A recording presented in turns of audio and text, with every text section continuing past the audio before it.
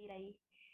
Vamos a tratar de, les voy a llevar el tiempo. Yo les voy a ir avisando cuando, por medio del chat personal, cuando les queden ya unos 5 minutos, para que vayan pues viendo y midiendo ahí su tiempo de lo que tienen que decir. Pero pues voy a hacer una breve introducción de cada uno de ustedes, bien pequeña, para que ustedes tengan la mayor parte del tiempo para hablar de sus libros. Perfecto. Yo tengo asumido que son 15 minutos de presentación. Exactamente. No sé si va a haber tiempo para preguntas y respuestas o si es solamente la presentación para yo ajustarme. No estoy segura si vamos a tener más, no sé si Tichi nos puede decir si vamos a tener acceso a público o algo para preguntas y respuestas. O de Sí, sí pueden tener acceso. El problema es que ahorita hay 3 eventos simultáneos, entonces no estoy muy segura de que vaya a haber mucha gente extra. Por eso el tema de la grabación para poderla luego difundir. Los 15 minutos tendrían que incluir las preguntas y respuestas si quieres dejar un espacio. O sea, ok, muy bien. Perfecto. Entonces, perfecto. Entonces yo ya espero su indicación, son las 9 en punto y ustedes me dicen cuando comienza. Muy bien.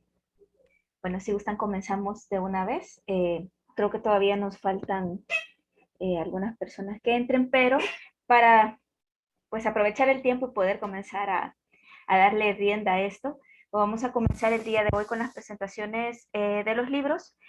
Vamos a comenzar con Grandes de la Fotografía, Óscar Colorado Nates, más de 50 biografías en formato de cómic para conocer la vida, obra y aportación de figuras de la fotografía como Henry Cartier-Bresson, Graciela Iturbide, Roberto Frank, Annie Leibovitz, entre otros. Entonces, tenemos ahora acá a Óscar, a quien le doy paso para que pueda hablarnos un poco más acerca de este libro. Adelante. Gracias, buenos días. Me voy a quitar brevemente el cubrebocas porque estamos transmitiendo desde la Universidad Panamericana, estamos en vivo y estoy en un salón con alumnos, entonces me voy a poner mi cubrebocas. Pero les agradezco la oportunidad para presentar este libro que es Grandes de la Fotografía. Yo les quiero platicar rápidamente que para mí el reto era convertir la historia de la fotografía en algo interesante, porque la historia puede ser muy árida, sobre todo para nuestros alumnos jóvenes. Y entonces, a lo largo de los años, preocupado por la didáctica fotográfica, cómo enseñarla mejor, cómo transmitir ese conocimiento y cómo despertar el interés, fue que me planteé de qué manera podía yo hacer más atractiva la historia de la fotografía. Y obviamente lo sabemos, cada vez más tenemos audiencias que se interesan menos en leer, etc. Y como lo saben, el tema de la promoción de la lectura importa. Y por otro lado, la clave es cómo encontrar mecanismos que nos ayuden a llegar a los jóvenes. Por eso fue que pensé en el cómic, porque el cómic, como lo sabemos, en el área de Comic Studies, los estudios relativos a la historieta y al cómic, han revalorado este instrumento para poder enseñar como un método que es entretenido, pero al mismo tiempo didáctico. Entonces, sabemos que el cómic nos ayuda a imaginar, a pensar, que también favorece el pensamiento lógico, que además estimula métodos de análisis y de síntesis, y que motiva, entretiene e informa. Entonces, estas características del cómic me parecieron importantes y útiles para poder plantear la historia de la fotografía en un formato diferente. Entonces, el objeto de mi investigación fue crear un conjunto de biografías de fotógrafos en un formato muy pequeño, muy breve, en una sola página, lo cual fue todo un reto porque a veces sintetizar la vida de un gran fotógrafo en una sola página no es fácil, y además hacerlo de manera ilustrada. En este caso fue como todo un proceso que les quiero compartir. Para mí, este es un proceso que yo hice completo. Todo el tema del libro que les voy a presentar lo hice yo. Ya en algún momento, con otro amigo, con otro investigador, el doctor Sergio Padilla, habíamos trabajado el primer cómic de fotografía en México, que fue Camman, el hombre cámara. En esa época, cuando lo hicimos, utilizábamos los servicios de un ilustrador francés increíble que tiene 30 años de experiencia como ilustrador, pero tuvimos problemas porque el costo era muy alto y además nuestro ilustrador se enfermó, etc. Entonces, cuando emprendí la idea de hacer ya este formato como un libro de historia, decidí hacer las ilustraciones yo. Hace 30 años aprendí a dibujar Y entonces apliqué esto. De modo que lo primero a lo que me dediqué fue a investigar cuáles iban a ser las biografías que iba a incluir, cuáles eran los autores más relevantes y desde luego también tratar de armar una biografía seria, bien documentada, bien hecha, y que el hecho de que estuviera en un cómic no fuera como una biografía light, por decirlo de alguna manera, y sobre todo que tuviera rigor, que fuera una biografía correcta. Entonces, de ahí sale la idea de la investigación bibliohemerográfica, que implicaba la elección y la documentación de las biografías. Después, ya hecha la investigación, dibujé cada una de las viñetas, que fueron al final más o menos 80 y tantas, las que yo me había planteado hacer 100 biografías, pero al final del día acabé como con 80 y tantas. Y lo importante aquí fue que yo las dibujé con una herramienta pues, muy contemporánea, que es un iPad Pro, y con el lápiz del iPad Pro. Y eso me ayudó muchísimo al momento de hacer la ejecución de cada una de las biografías, pero se dibujaron a mano. Y después se hizo el armado. Yo hice el armado, cada una de las viñetas las armé, establecí cuáles iban a ser las calles del cómic, es decir, los espacios entre cada uno de los paneles, los diálogos, los globos, etc. Y fue que ya esto lo hice con Illustrator y fui armando cada una de las partes del libro hasta que quedó lista ya cada una de las biografías. Este fue el proceso. Y esta es una muestra del resultado. Esas son dos de las biografías. Una es de Robert Doisneau y la otra es de Brassai. Y en general creo que fue un experimento que yo disfruté muchísimo, pero que además quise llevar un poquito más lejos. Y voy a platicar. Este fue el resultado. El libro Grandes de la Fotografía, que son estas biografías ilustradas. Ahora, importante, lo que yo hice en el libro fue incluir, por supuesto, la biografía, pero también una cita del fotógrafo y un recurso electrónico. Quiero contarles rápidamente sobre este recurso. Desde hace 10 años he estado haciendo un blog que se llama oscarenfotos.com y afortunadamente a lo largo de estos 10 años muchísima gente en toda Iberoamérica se ha referido a mi blog, sobre todo profesores, para mostrárselo a sus alumnos, etc. Y tengo en este blog, yo calculo que más o menos unos 300 artículos, algunos artículos de fondo, pero en general 300 piezas escritas y más o menos unas 500 galerías de fotografía. Entonces, lo que yo decidí fue tratar de aprovechar ese recurso a través de utilizar los códigos QR. Entonces, cuando uno está leyendo el libro, puede con su celular capturar el código QR y lo puede llevar a una galería para ver las fotos del autor, a una biografía extensa o a un informe especial. Y creo que esta es una manera interesante en la que se combinan tanto el espectro del libro físico como de los recursos electrónicos. Quiero mostrarles un poquito el resultado del libro. Lo quise hacer así en un video porque sin duda iba a ser mucho mejor y más fácil de comprender la parte objetual. Y bueno, el libro ya lo tenemos en dos formatos. Lo tenemos en formato físico. Yo lo hice pensando en el formato físico, en el papel, pero me lo solicitaron muchísimo en formato electrónico y decidí que era una buena posibilidad el colocarlo en este otro formato, en el formato electrónico y en el formato físico. Y bueno, el libro lo edita la Universidad Panamericana, se hizo en el marco del 20º aniversario de nuestra Escuela de Comunicación. Y curiosamente y desgraciadamente el libro se fue a la imprenta justo el último día el último día que estuvimos en la universidad antes de la pandemia, antes de ya hacer este tema de irnos presencialmente durante pues, un año y medio más o menos. Ya estamos regresando a las labores, pero el libro estaba en imprenta y esta es una de las primeras presentaciones que estamos haciendo a pesar de que se había tenido el 20º aniversario el año pasado, en el 2020. Bueno, pues aquí pueden ver, estoy mostrando algunos de los aspectos de las biografías. Incluí fotógrafos mexicanos, no nada más por un tema de nacionalismo, o porque me pareció que había fotógrafos increíbles en nuestro país y que han aportado a la fotografía mundial, como Graciela Iturbide, como Pedro Meyer, por ejemplo, como Francisco Mata. Entonces, desde luego que incluí esto, pero el libro da para mucho y estoy haciendo dos cosas. Ahora mismo estoy trabajando en una nueva posibilidad que es 650 momentos de la fotografía, momentos históricos de la fotografía, y espero también hacer volúmenes específicos por país. grandes de la fotografía mexicana, grandes de la fotografía española, etcétera, porque creo que nos da para mucho, grandes de la fotografía latinoamericana. Y el libro decidimos que para que pudiera ser fácil de conseguir, no solamente en México, sino también en otros países, se puede comprar en Amazon México, en Amazon España y en Amazon Estados Unidos.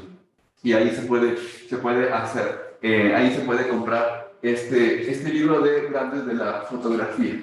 Y bueno, pues con esto les quiero agradecer mucho la atención. No sé si hay alguna pregunta o alguna aclaración o alguna información adicional que pudieran requerir sobre este libro, y estoy con muchísimo gusto para responder si hace falta algo.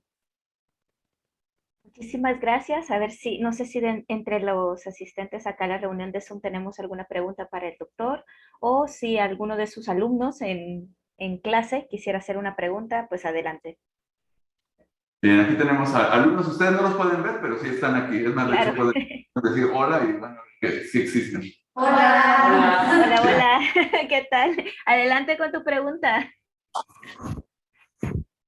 Muy bien, aquí a uno de mis alumnos hicimos un pequeño sorteo y Daniel se quedó con uno. Entonces Daniel nos puede decir qué le pareció el libro.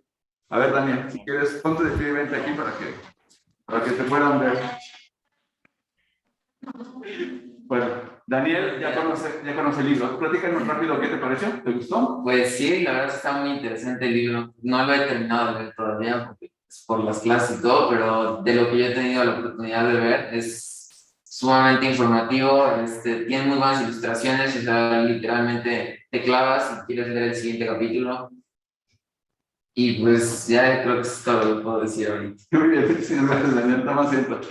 Bueno, pues entonces aquí pueden ver un resultado de precisamente pues el público al que estuvo dirigido este libro. Que debo decir también rápidamente que cuando lo armé pensé en dos cosas. Uno, que estuviera dirigido a los jóvenes, pero que si también un experto en fotografía leyera el libro, encontrara pequeños guiños interesantes, cosas que le parecieran curiosas, etc. Entonces creo que es un libro que la intención es que se disfrute por un público muy amplio, tanto de adultos como de jóvenes, de personas que no tienen ningún conocimiento de fotografía y también de expertos en fotografía. Muy bien, muchísimas gracias, doctor Oscar. Ha sido bien interesante ver este aspecto de la hipermediación con ese código QR que se le ha colocado al libro para luego poder acceder a contenido digital. Y creo que es una parte bastante interesante con relación a todo lo demás que pueda tener el libro y que pues, obviamente vamos a tener que conseguir para poder ahí hojearlo, ir leyendo y disfrutar este libro en una versión pues de esa manera que es compartida, ¿verdad? Muchísimas gracias, doctor. Vamos a dar paso a nuestro segundo libro del día de hoy, que es Introduction to Cybersemiotics, a Transdisciplinary Perspective, que en este libro pues rastrea los orígenes y la evolución de la cibersemiótica, comenzando por esta integración de la semiótica en el marco teórico de la cibernética y la teoría de la información. Este libro es editado por Soren Brier y por Carlos Vidales. Tenemos acá al doctor Carlos Vidales, que nos va a hablar acerca y nos va a presentar este libro. Como les mencionaba, tenemos 15 minutos para presentarlos y cuando pues vayamos ya finalizando el tiempo, yo les voy a ir avisando por si todavía podemos ir pues comentando un poco más. Así que adelante, muchas gracias por estar aquí con nosotros.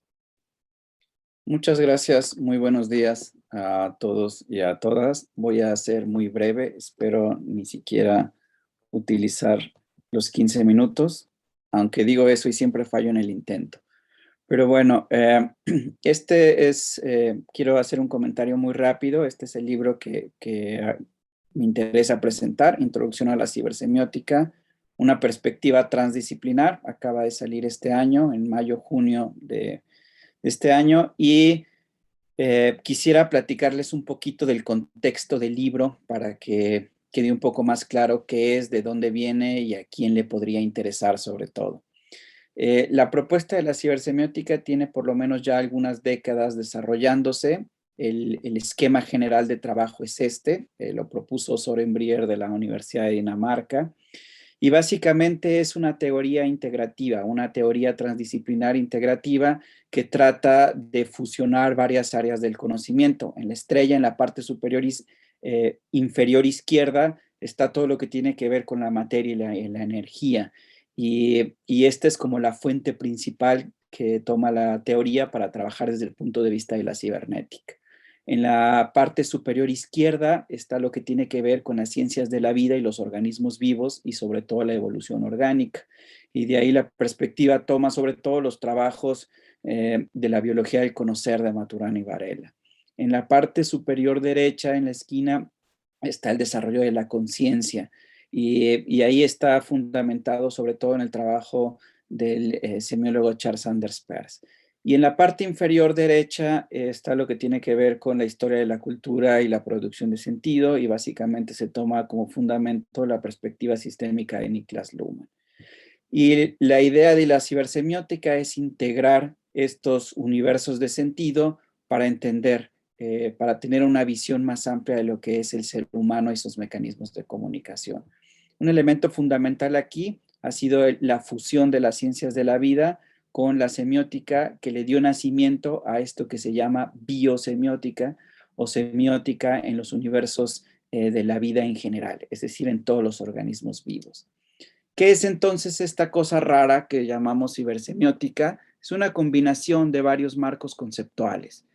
Entonces, al combinar la semiótica con la cibernética de segundo orden, se argumenta que la realidad está llena de innumerables diferencias que se pueden convertir en información para algunos sistemas y por lo tanto la significación que tanto nos interesa en comunicación es creada dentro de sistemas autopoéticos en el momento en que un interpretante significativo biológica, psicológica o culturalmente es establecido. ¿Por qué me interesa traer esto a colación aquí? ¿Por qué creo que podría ser pertinente en el marco de la MIC y de los estudiosos de la comunicación? Porque la cibersemiótica se propone a sí misma como un mapa transdisciplinar para la teoría contemporánea de la comunicación y la cognición.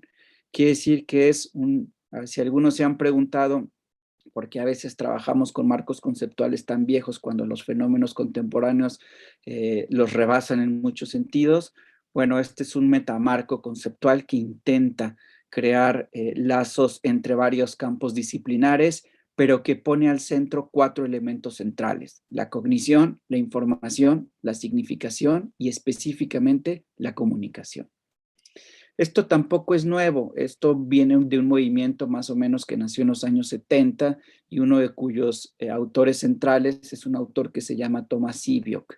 Y esto que le llamamos semiosis o producción de significado, él decía que no es algo característico y único del ser humano, sino que es algo que caracteriza a todos los sistemas vivos en nuestro planeta, incluidos plantas y animales. Entonces, desde los años 70 esta idea fue muy poderosa y él propuso este axioma que a la postre crearía todo un campo científico. La vida y la semiosis, es decir, la producción de sentido, convergen, son coextensivas.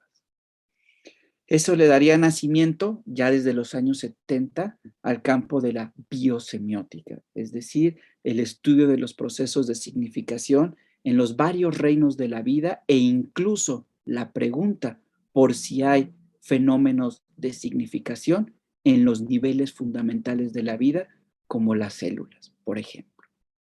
Y por supuesto, la pregunta por la emergencia de la significación en las estructuras culturales y cognitivas donde estamos involucrados nosotros como seres humanos. Entonces es un programa muy grande que se ha extendido por un largo tiempo y varias décadas. Esto le dio nacimiento a este proyecto gigante que es el de la biosemiótica, un nombre de un proyecto científico interdisciplinar que se basa en el reconocimiento de que la vida en general, incluidas nosotros como seres humanos, está fundamentalmente basada en procesos semióticos. Este campo de conocimiento que se extendió a las ciencias de la vida, a las ciencias cognitivas, a las ingenierías, a la biología evolutiva, a las ciencias de la información, a las ciencias de la computación, a las ciencias sociales y las humanidades, se convirtió en un espacio de diálogo interdisciplinar entre científicos de muy diversos campos, porque las preguntas que están ahí colocadas pues no pertenecen a un campo científico en particular, sino que pertenecen a muchos campos científicos. ¿Por qué me interesa rescatar esto? Porque la pregunta por la comunicación, por sus límites, por su naturaleza, por el lugar que ocupa en el reino de la vida, no es tan simple de contestar y no nos pertenece a nosotros los estudiosos de la comunicación, sino que dialoga con otros campos científicos.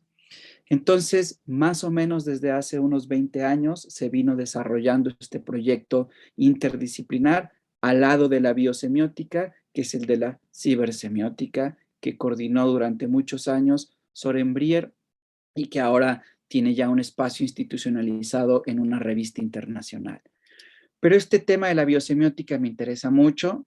La biosemiótica se institucionalizó, quiere decir que se creó una asociación internacional de estudios biosemióticos, y me gustaría leerles la definición que tienen para que vean qué cercanos estamos. La biosemiótica es una agenda de investigación interdisciplinaria que investiga las innumerables formas de comunicación y significación. Se supone que eso somos nosotros, que se encuentran en y entre los sistemas vivos. Por lo tanto, el estudio de la representación, el significado, el sentido y el significado biológico de los códigos y procesos de signos, desde las secuencias de códigos genéticos hasta los procesos de señalización intercelular, el comportamiento que exhiben los animales y los artefactos semióticos humanos como el lenguaje y el pensamiento simbólico abstracto. Casi que está definiendo el campo de la comunicación.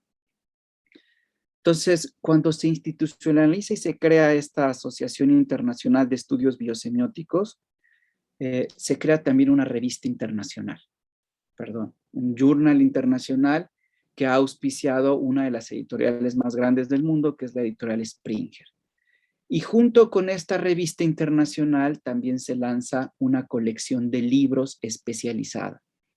Y es la colección de libros en biosemiótica de la editorial Springer. Ahí pueden ver que hay títulos sobre las implicaciones culturales de la biosemiótica, sobre lo que sucede con los animales. Uno de los autores centrales en comunicación desde la perspectiva de sistemas, que es Gregory Bateson, y obviamente los trabajos persianos y su impacto en los estudios de la comunicación.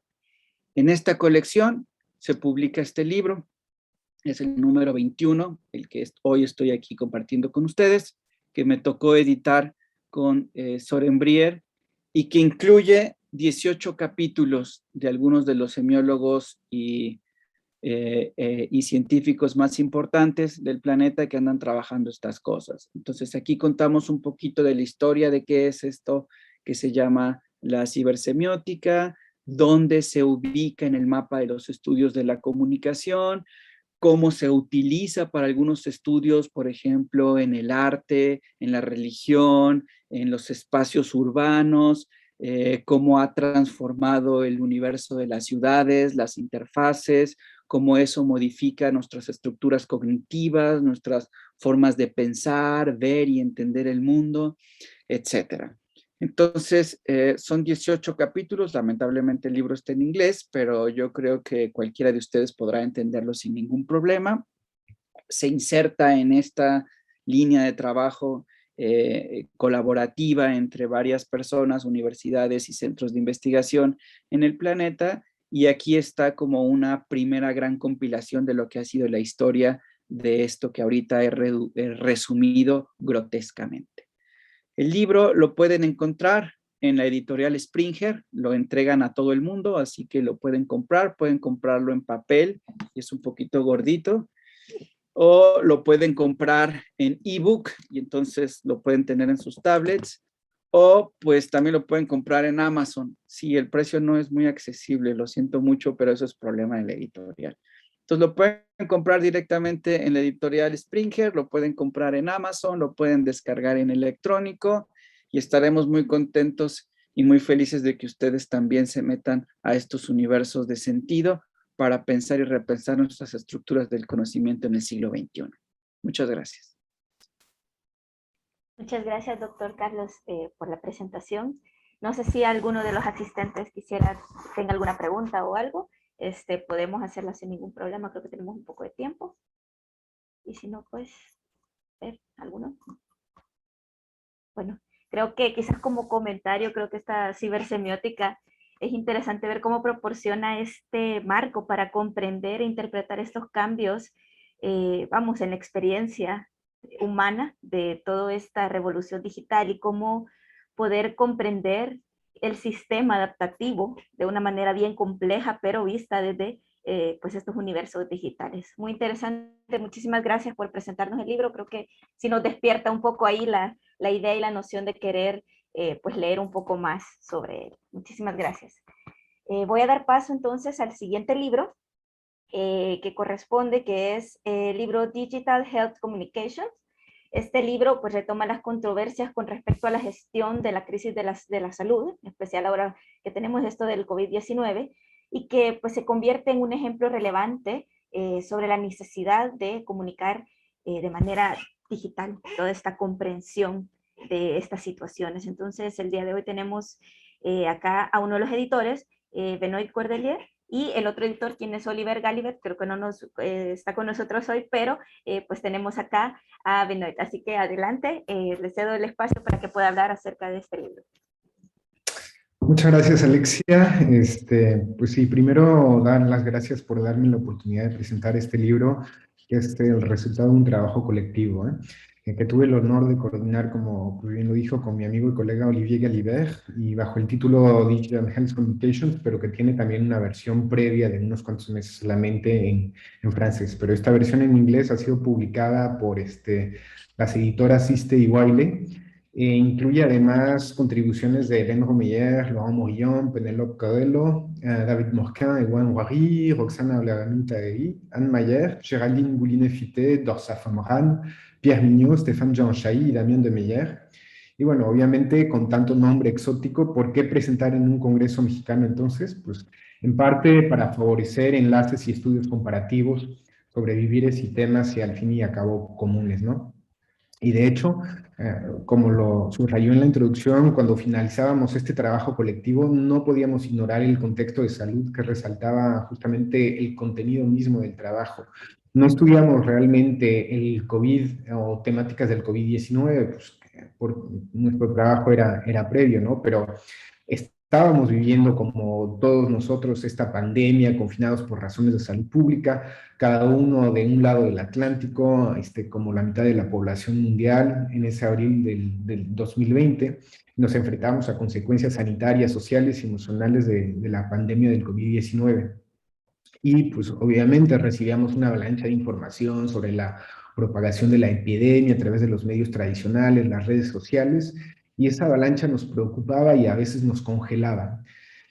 Y bueno, no solamente eso, pero también las redes digitales nos permitían mantenernos en contacto con nuestros seres queridos a través de herramientas digitales que apenas se utilizaban en la época, pues no sé si alguien dijo Zoom por ahí, pero la mayoría de nosotros nos adaptamos y de inmediato esas tecnologías se volvieron imprescindibles para mantener los vínculos con la familia, con los amigos y con el trabajo, ¿no? La crisis de salud que estábamos viviendo, que era sin precedentes o casi, y que seguimos de hecho viviendo, y la inescapable presencia de lo digital, como lo estamos experimentando en este momento, pues vuelve la agudeza de las preguntas que planteábamos en este trabajo aún más urgente, diría yo. Es sencillamente la pregunta de cuáles son los desafíos contemporáneos de la comunicación digital en el ámbito de la salud. Y esos temas, pues esa pregunta nos lleva a temas de palabras, como las palabras de los expertos científicos institucionales, que son invocadas como nunca antes, transmitidas, incluso instrumentalizadas por actores del mundo político en la batalla por la opinión pública que se desarrolla pues, entre bastidores, en lo secreto y no tan secreto. Los actores económicos de la sociedad digital se convierten en mediadores universales de un vínculo social que circula por grupos como WhatsApp, TikTok, Facebook, Ops, Metaverse, digamos, ¿no? Casi. La socialización electrónica completamente incrustada en nuestras relaciones diarias, entonces, desde la masificación de la movilidad multimedia de la década de los 2000, 2010, o el símbolo, el ícono del iPhone del Steve Jobs en 2008, pues domina hegemónicamente todas las formas de relaciones que tenemos, todas las formas que tenemos también de informarnos. Y pues así como sirven de base digital para el intercambio de conocimientos entre pares, Estas mismas comunidades son inseparables de la necesidad gregaria que nos impulsa, la de mantenernos en contacto con nuestros parientes locales o nuestros parientes más lejanos. Las plataformas de videoconferencia dominan obviamente nuestro mundo, entonces nuestro mundo norte global obviamente, pero también en gran parte al sur global. ¿Cómo no evocar esas nociones después de la conferencia de apertura de este congreso de la MIT? Pero bueno, los profesionales de salud se enfrentan entonces al redescubrimiento justamente de esa brecha digital, y es así como determinadas zonas rurales, en nuestro caso, que aún no se han beneficiado del desarrollo de las redes, por ejemplo, se pueden ver penalizadas. Entonces, es necesario a partir de ahí tener un enfoque crítico de la comunicación sanitaria digital. Y pues, sin nombrar todos los múltiples enfoques empíricos de la comunicación digital, quisimos insistir en las principales corrientes del pensamiento comunicacional.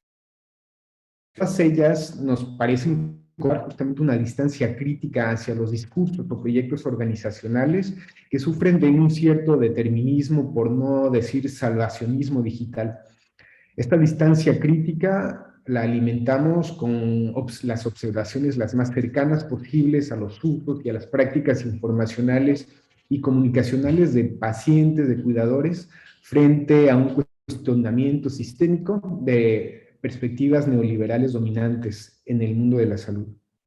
Y entonces, pues empezamos con el tema del trabajo. Y en este eje, lo que se destacan son los límites de la informatización del cuidado, obviamente a nivel de establecimientos, pero también a nivel de prácticas profesionales, liberales, siguiendo en particular los primeros trabajos que reivindican la intersección entre la salud y la comunicación de las organizaciones. Valoramos una perspectiva crítica que arroja luz sobre los procesos de racionalización inducidos por la aplicación, por un lado, de una neogestión, o si prefieren, nueva gestión pública, New Public Management, en los establecimientos de salud, y por otro lado, de la creciente informatización del cuidado, de la atención al paciente en procesos involucrando profesionales sanitarios. En este contexto neoliberal, marcado por la retirada del Estado y la necesidad de reducir costos, la implementación de sistemas de historias clínicas personalizadas es uno de los ejemplos más emblemáticos en los que hemos trabajado. Los procesos de racionalización encaminados a hacer cada vez más eficiente la atención se alimentan de las posibilidades de seguimiento y control que ofrecen las tecnologías digitales. Lo mismo ocurre con los servicios basados, por ejemplo, en el Quantified Self, que se generalizan a través de aplicaciones en teléfonos inteligentes, otros tipos de brazaletes digitales. Estos, pues obviamente, alientan al usuario a compartir datos de salud personales, y esta medida del rendimiento fisiológico calibrada con la de otros miembros de la comunidad refleja una forma de auto-optimización cibernética ciertamente divertida, lúdica, pero que nos recuerda la lógica de la automatización. Además, estas prácticas transmitidas por los actores industriales en la economía colaborativa de la web refuerzan la necesidad de establecer y respetar una ética de los datos. De hecho, nos preguntamos, ¿qué pasa con la explotación comercial de la información personal relacionada con la privacidad? ¿Qué ocurre con los posibles riesgos de utilizar estos datos? En otro nivel de investigaciones recientes que convocamos, apuntan a los retoques o, si quieren, bricolajes a la Derrida y otras desviaciones de uso llevadas a cabo por el personal de salud, rechazando la creciente burocratización inducida por la trazabilidad de actos y procedimientos e incentivada por lógicas como la del cero papel.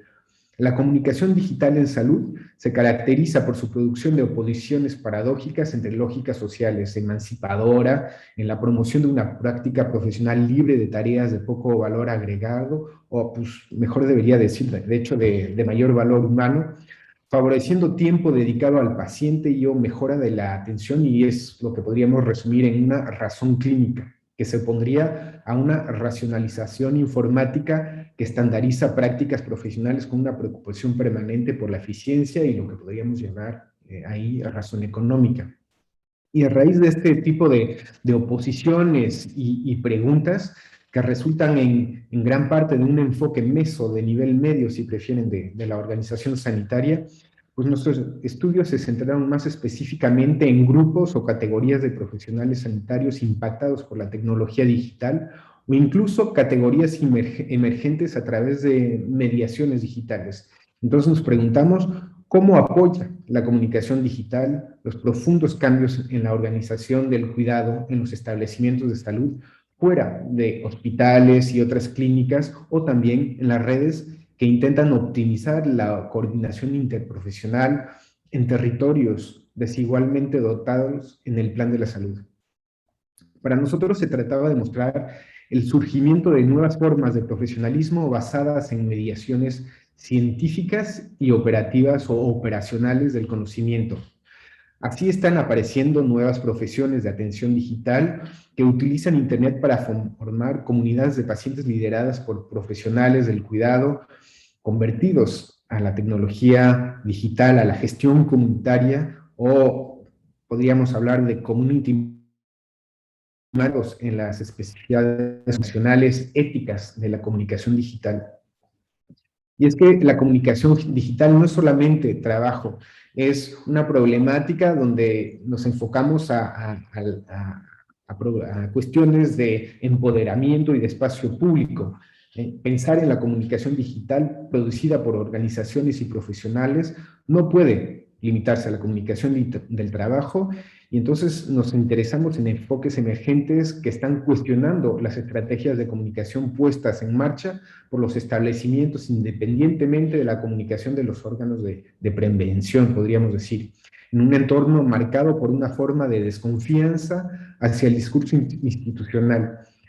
Para nosotros se trataba de participar de la información más clara posible para hacer del paciente un actor, obviamente convencido, ¿no?, de la calidad de la información de salud y de los cuidados presentados.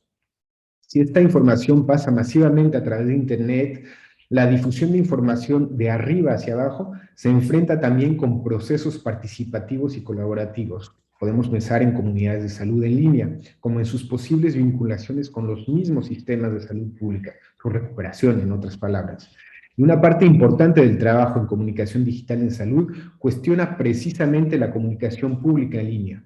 El paradigma dominante de promoción de la democracia en salud y del empoderamiento del paciente, que debe convertirse en propio actor de su trayectoria de cuidado o salud, pues alimenta nuestra imaginación de un espacio público reconfigurado por el Internet, en el que el paciente y sus cuidadores participan idealmente en el debate de la salud pública y en decisiones políticas, pero paradójicamente, este eje de investigación encuentra que la lógica de una comunicación publicitaria, para la cual el paciente es un objetivo por convencer, sigue teniendo mucha fuerza, a pesar de los enfoques más colaborativos que podríamos desear, ¿no?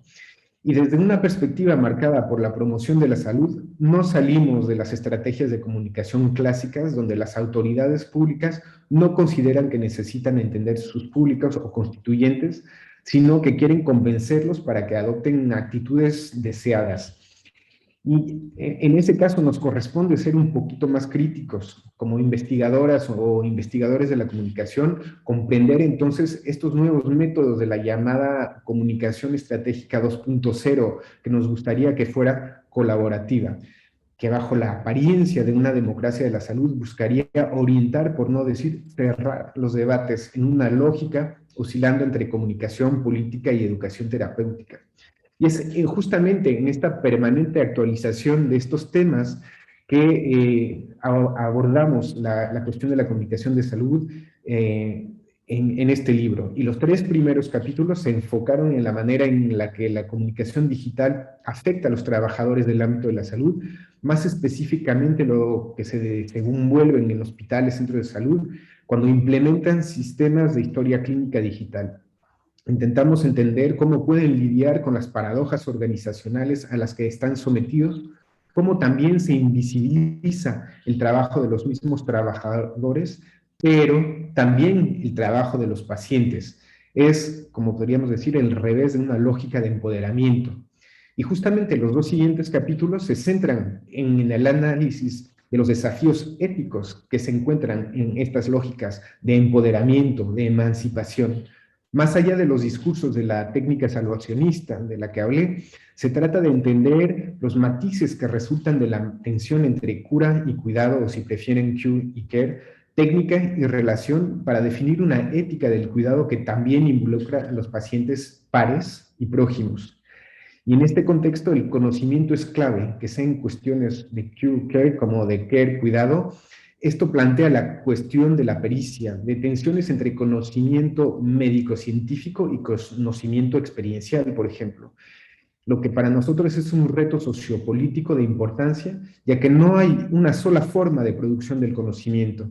Las luchas políticas no deben impedir que podamos también reconocer sus procesos de formación y legitimación, por lo que terminamos con los 3 últimos capítulos que se interrogan sobre las nuevas mediaciones del conocimiento en un espacio público, pues de tipo habermasiano, podríamos decir, pero un espacio público de salud, y que nos proponen categorías de conocimiento como propuestas para cómo estudiarlas.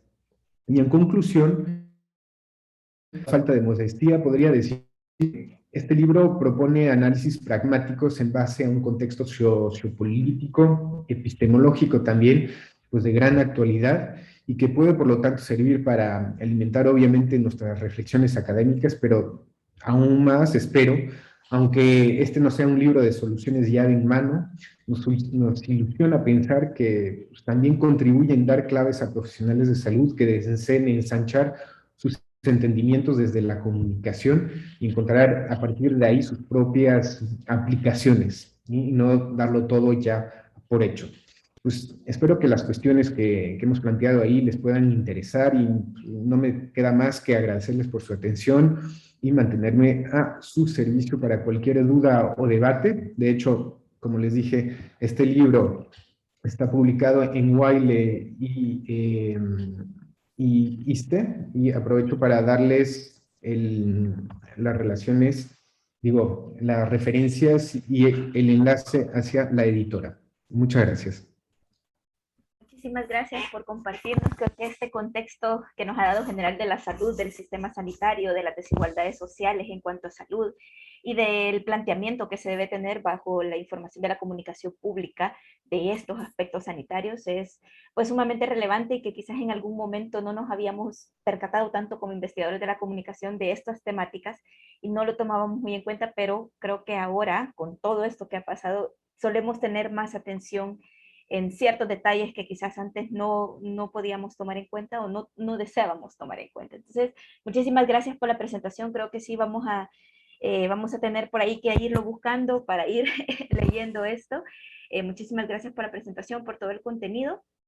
Y en este momento doy paso a pues, el siguiente libro, que es Campos de Juego, Arenas Rituales, Espacios de Afición, Socioantropología del Deporte y el Fútbol, que es coordinado por Guillermo Alonso Meneses y Mónica de la Vega Karen.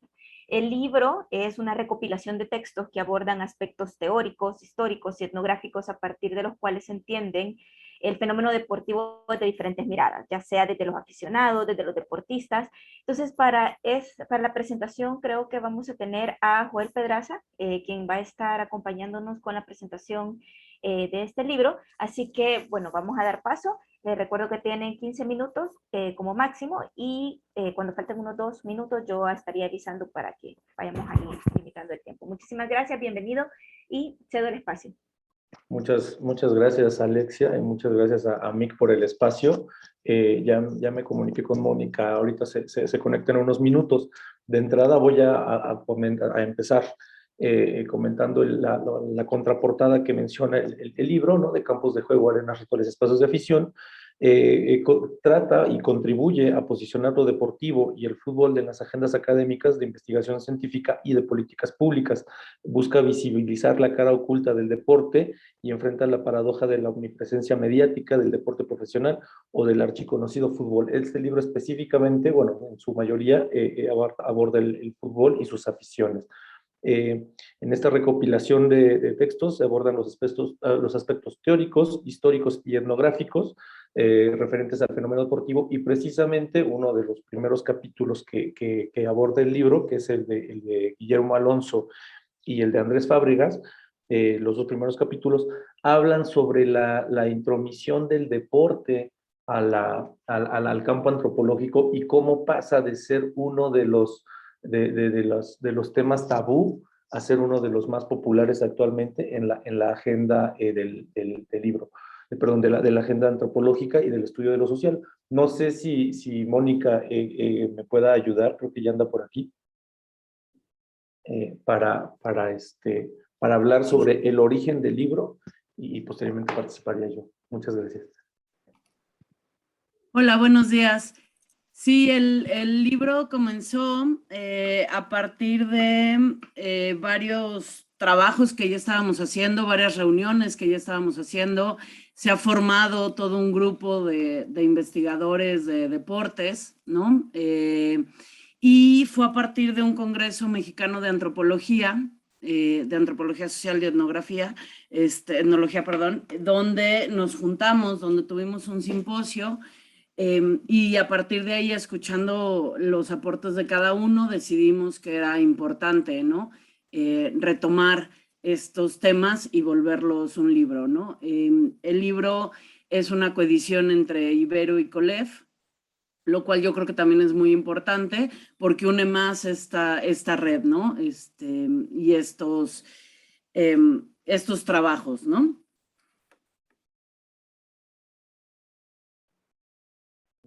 Gracias, Mónica.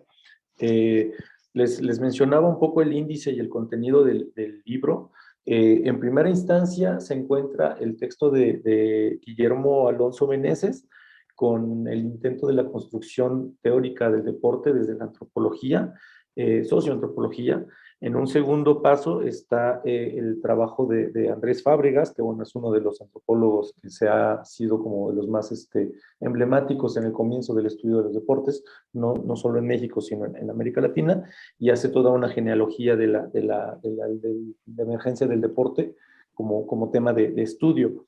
Ya posteriormente empiezan ya trabajos más empíricos, como lo son los de Ricardo Duarte y los de Edith Cortés con Janet Cruz, que hablan específicamente de la construcción y la deconstrucción de las aficiones, en el caso específico de la porra del equipo de Toluca, como un equipo centralizado y todas las connotaciones políticas que se puedan vivir en el caso específico de este equipo. Ricardo Duarte lo hace desde una porra específica y Edith Cortés y Janet Cruz Sandoval lo hacen desde otro tipo de afición menos institucionalizada, no necesariamente perteneciente a una porra.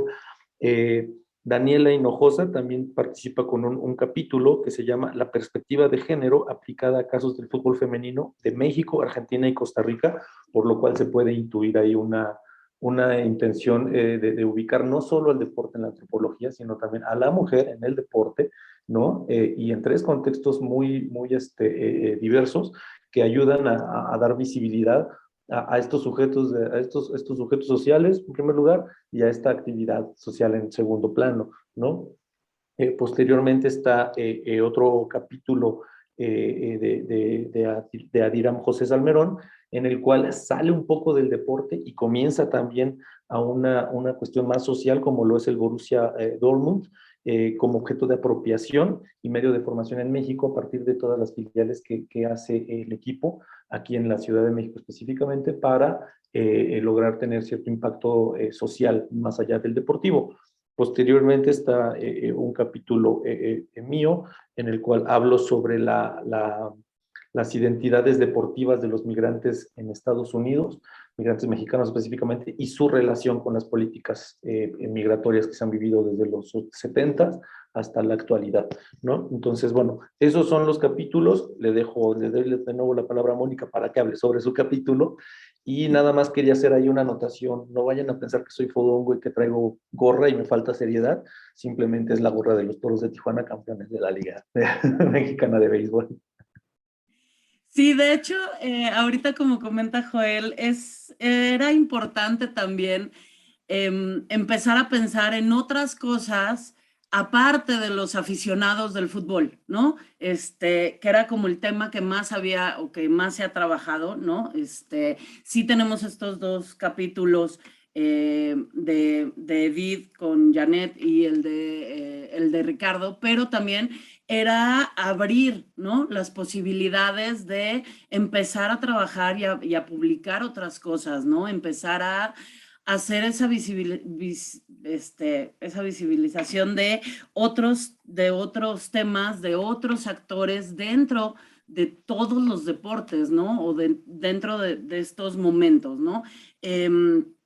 Ahorita que Joel me daba la palabra para mi capítulo, de hecho, por ahí va también, ¿no? Es un capítulo sobre árbitros, que normalmente no los tomamos en cuenta, ¿no? Esta cuestión, son árbitros amateurs, entonces esta cuestión que hay entre, pues, ser vecino, ¿no? Durante la semana de los mismos equipos que vas a arbitrar y que te van a odiar en el campo el fin de semana, ¿no? ¿Qué sucede ahí? ¿Cómo se dan estas interacciones, ¿no?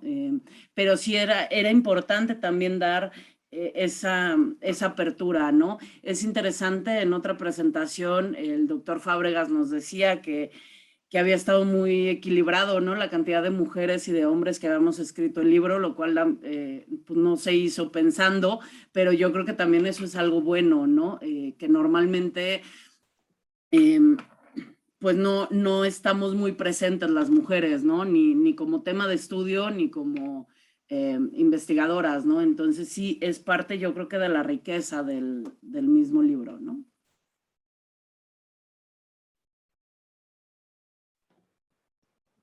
Pues no sé, bueno, en el chat ya puse el link donde se puede conseguir el libro, ¿no? De entrada se puede conseguir tanto en la librería de la Universidad Iberoamericana como la del COLEB, ¿no? No sé, bueno, deben tener obviamente sus distribuidoras cada una de las universidades para publicarlo en librerías, pero no sé, sería todo por nuestra parte, Alexia. Muchísimas gracias. Gracias, Mónica. Gracias, Joel, por presentarnos este libro. Pues será interesante ver, como dice Mónica, otra visión, otras temáticas, otras maneras de abordar el deporte que no sea solo los aficionados, sino desde otras realidades, desde otras posiciones políticas, desde otras maneras de ejercer el deporte y de recibir el deporte, tanto como receptores como personas que influencian de una manera este deporte, pero también como espectáculo, ¿verdad? Entonces, muchísimas gracias por haber compartido con nosotros. Creo que terminamos las presentaciones del día de hoy. Agradezco muchísimo en nombre de AMIC, en nombre del equipo, que ustedes todos hayan estado presentes. Agradecemos también el tiempo, la disponibilidad y poder haber compartido un poco sobre estos nuevos libros. Gracias por estar aquí con nosotros. No sé si Beatriz va a tener alguna intervención, si quiere dar una salida. Y agradecimiento a los autores, bueno, a los editores. Mañana continuamos con más libros, en realidad. Empezamos a las 4:30 de la tarde, entonces también están cordialmente invitados. Por lo pronto, agradecemos mucho, les confirmamos que esta sesión se grabó precisamente para que se pudiera transmitir eventualmente, porque como ahorita hay eventos simultáneos, pues sí queremos que esté disponible eventualmente para los demás, ¿no? Y este programa igualmente se publicó, entonces seguramente habrá quienes estén interesados en sus libros. Agradecemos muchísimo que compartan con nosotros sus creaciones. Muchas gracias. Muchas gracias. Gracias a todos. Gracias, buen día.